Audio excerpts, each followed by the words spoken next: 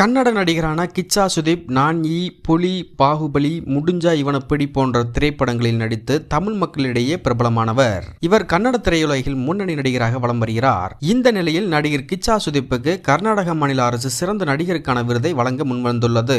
கடந்த 2019ஆம் ஆண்டு இவர் நடிப்பில் வெளியான பைல்வான் எனும் படத்திற்காக கர்நாடக மாநில திரைப்பட விருதுகளில் சிறந்த நடிகர் பிரிவில் சுதீப் தேர்வு செய்யப்பட்டார். கர்நாடக அரசு புதன்கிழமை ஜனவரி 22, 19ஆம் ஆண்டுக்கான மாநில ஆண்டு திரைப்பட விருதுகளை அறிவித்தது. கொரோனா காரணமாக 2019க்கு பிறகு கர்நாடக அரசின் விருதுகள் வழங்கப்படவில்லை. இந்த நிலையில்தான் தற்போது 2019ஆம் ஆண்டுக்கான விருதுகள் அறிவிக்கப்பட்டுள்ளது. அந்த விருதுகளில் 2020 முதல் 2024 வரையிலான விருதுகள் இன்னும் அறிவிக்கப்பட உள்ளது. இந்த நிலையில் விருதை ஏற்க நடிகர் கிச்சா சுதீப் மறுத்துள்ளார். இது தற்போது கர்நாடக திரையுலகில் பெரும் பேசுபொருளாக மாறியுள்ளது.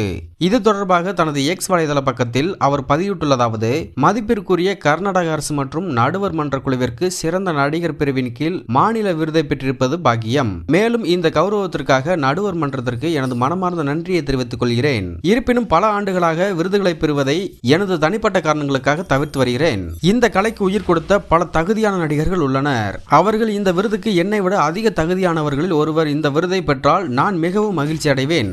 விருதுகளை பொருட்படுத்தாமல் முழு மனதுடன் அனைவரையும் மகிழ்விக்க விரும்புகிறேன். நடுவர் குழுவின் இந்த அங்கீகாரம் எனக்கு ஊக்கமாக அமைந்துள்ளது.